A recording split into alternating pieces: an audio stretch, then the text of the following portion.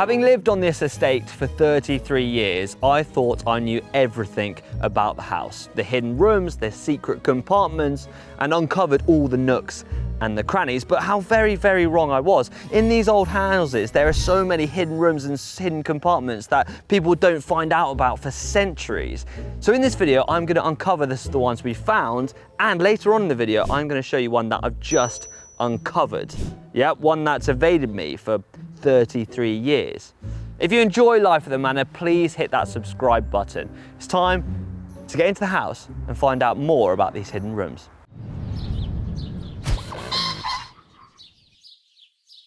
So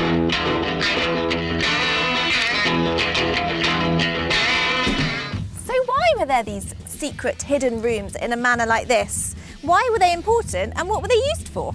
Our manor here was built during the Elizabeth I's reign, and during that time there was a lot of religious turmoil. And so manors like this one had hiding places and little secret compartments for protection during that time. Now the Catholics were at risk of persecution, and this very manor had what's known as the priest's cell on top of the porch there, and for that very reason Catholics used to hide in there.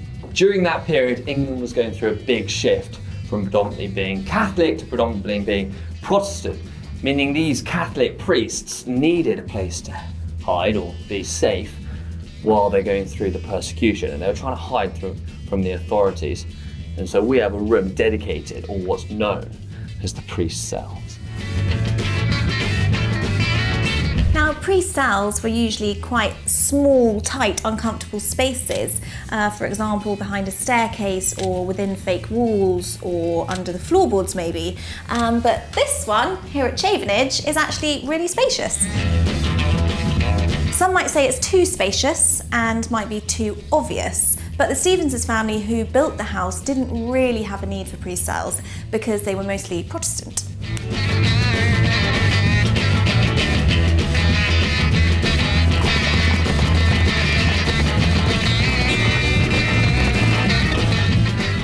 But one feature that was often used in these kinds of rooms were escape hatches or escape doors. The idea being that a priest could be doing his work, see a horse and cart coming up the driveway, and when they heard soldiers coming up the stairs, they escaped out of the secret passage you see here and into other rooms of the house.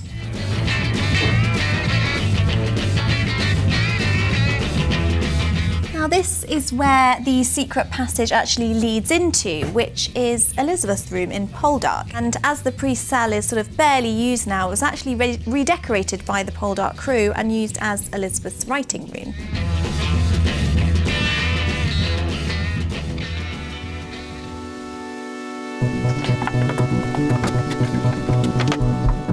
Babe? Nah, it's a joke. It's a joke, right? This is 100% the scariest room in the house. Moving on from the priest cell, this is the prison cell. Absolutely terrifying. It's small, it's confined, and it's got a terrifying door attached to it.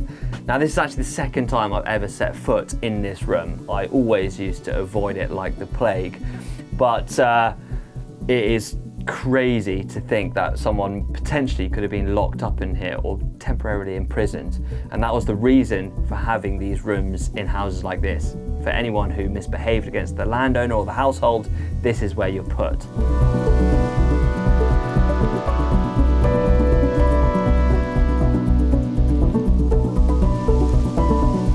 We're currently in the south wing of the house, and this is a room I've literally only just found. It's been hidden behind this chair for the last 32 years, and this is where this room is. Now, when I asked my grandmother about it, she said her and Grandpa, when they took over the house 70 years ago, found this sealed shut, and Grandpa actually thought he was going to open it and it'd be mountains of silver. I'm going to show you inside because it is quite wild to think that a room hides. So you've got a big steel door. You ready? So look at that. That obviously was used as kind of a safe room. I don't know if there's any lights in here. But unfortunately, when I did look in, there was no silver or anything of value.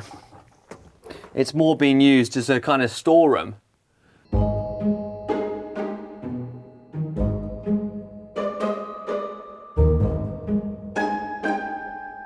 But it's amazing space, and when my grandfather opened it, he actually just found one big bowl. It's a silver bowl, but it was actually given to my great-great-great-grandfather, and that bowl was when he was going for election to be sheriff or county of Rotherham, and it was kind of a loser's prize. But when I did a bit more digging about this very room, it was actually used as a safe for all the silver, because what we use as the library was back then used as a dining room, and instead of carrying all the candelabras and all the cutlery and everything through the house, they used to put all the valuables in here because it was positioned right next to the dining room. I mean, I don't know what that, my friends, is an old fire extinguisher. Yeah.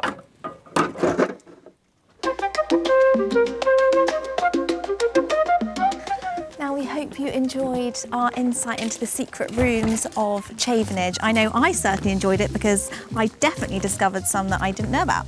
I know, and I think the beauty is that we're always discovering new hidey holes. They were amazing back in this period, and I just hope one day we find something that is holding like a pot of gold or something. That'd be amazing. That'd be amazing. It's just so, all the history is just so interesting, and the more you dig into it, the more amazing it becomes. I'll show you something, because I've actually just found out that Chavenage has a tunnel under it. No. Yeah. No, you're lying. And I just found out just now. No, you're joking. Yeah. Come over here. So this is you haven't. So if I move this. Yeah. Yes. Oh my God! The whole floor just. Yes. Yeah, because that's the roof of the tunnel. And then if I take this out.